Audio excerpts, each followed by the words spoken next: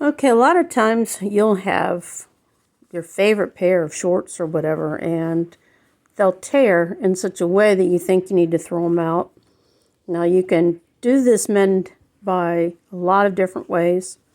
One, you can turn it to the right side out, like this is here, and place a heat and bond patch on the inside. The problem sometimes with that is the patches make it very stiff in the spot. You can put a patch on the outside. This would be the outside. It started to fray along the bottom, so I did some little whip stitches there, and then I will press that down so you won't see the stitches at all along the edge. But this is where some hand stitching comes in very handy. And what you'd want to do is make sure that you get yourself about whatever the length of the mending spot is. You want to make sure that you cut off about 3 to 4 times that length. So if it's 3 inches long, you want to have your thread at least 12 to 18 inches long, because you use up thread as you stitch. So you put your thread in on one side, and as you'll see, these frayed edges, some of the fibers are coming out, and basically you're just recreating that cross thread.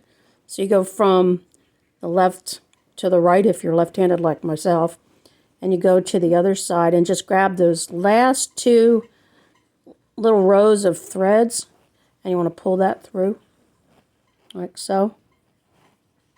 And you want it snug, but you don't want to bunch it up so tight that it causes this to bulge up. So you can whip stitch it, which whip stitch means you whip around. And when you whip around, it does create that kind of bump on the bottom. So I'm going to try to position this so you can actually see how this goes. So I went from the left side to the right side. And then on this side, let's see, yeah, you guys can see this. Where it came through, you see it's only caught a couple of threads. And I'm going to go to the opposite side and go right next to where it came through on the other side. And I'm going to pull that through.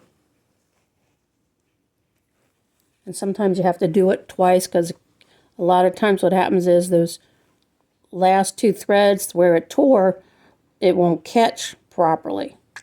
So you have to go a little bit deeper, like another 3rd row, or the 3rd row instead of this, just the 2nd row. And you're just going back and forth like this. We're just going to go back and forth, catching in those 2 rows that are not frayed. Go back in right next to, as close as you can get, and grab the other side like this. And this way, what you're doing is you're pulling the threads together, just like this. You're just literally making them match back up. You're recreating that connection of the weave of the fabric. Now, yes, this is a little on the tedious side, but when you mend something like this, it tends to hold up a lot longer, because your hand stitches are going to be tighter than just a glued-on patch. You want to make sure that you keep it flush. So I'm constantly, smoothing it out on my hands, or my other hand underneath. Put the needle in. Go the other side. And if you don't have the exact color thread that you need to do a mend like this, find a shade of gray that will blend in with it. These are kind of like a khaki green, so it's a greenish blue thread. I know it's a little lighter than I would have liked, but anything darker would show up like a sore thumb.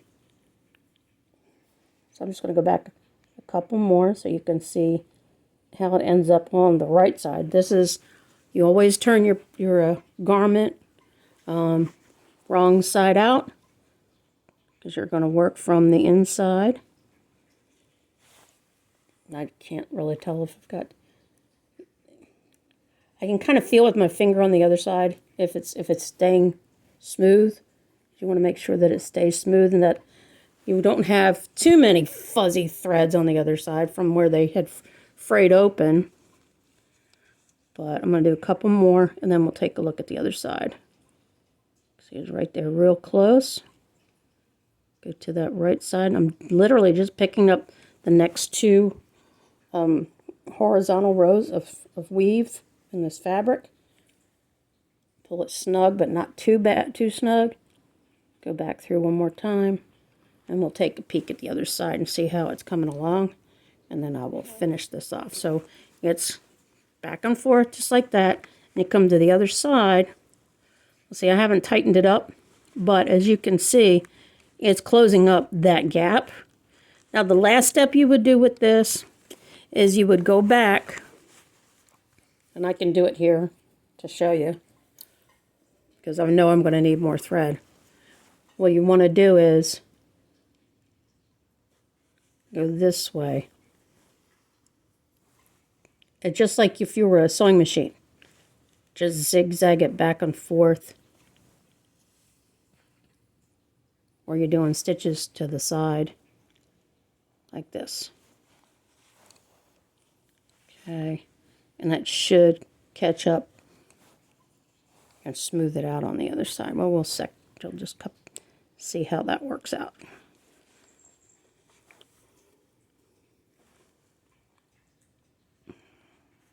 Back to the beginning spot where it had originally torn.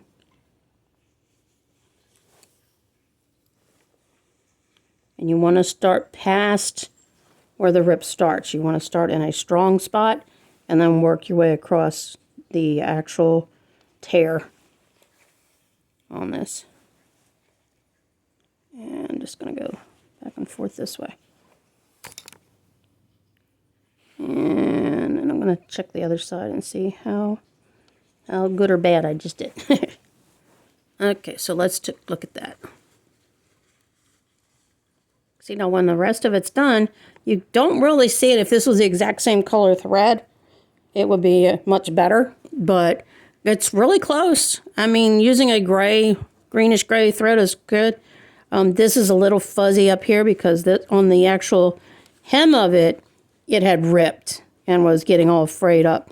So one other way to fix this is make the hem shorter. You have to take out the whole hem, turn it wrong side out, and wherever it's weak, you can hand stitch it or machine stitch it right below where it's gotten weak, all the way around, and then you'll have a nice crisp straight line on the outside. This one I'm going to press it under. These are just work shorts. And the other thing that I could do is I could also take this and do a stitch literally right on top of it so it doesn't come out again. So that's how you do a repair on a tear. You can do it with a vertical tear, or this is a horizontal tear across the pant leg. And hopefully this will, help you out. You can do a lot of different other mending methods. You can get fusible web. Make sure that you lay your where the tear is. You want to, when you lay this down, to use the fusible web. You don't want any of those fuzzy ends showing. So you got to kind of tuck them, and then on the back side, fusible web and a type of fabric that's the same as what you already have. So if you have a cotton blend, get a cotton blend like a patch that's not not pre-glued. Pre-glued patches are really thick. They have a lot of glue on them. So I prefer to do, when I have fabric that will match, I will do the fusible web, or heat and bond as they call it, some people, or stitch witchery. Place it on the tear on the wrong side. Take that sample or unglued patch of the similar fabric, place it on there, press it with your iron, and it's good to go. So that's how you mend this is a pretty good tear, but this was one of my husband's favorite pair of shorts, so I'm working on fixing them up. Hope you've enjoyed this little tidbit, and let me know in the comments if you wish, and keep your eyes open. I'll have some more handy repair kind of tips for you in the future.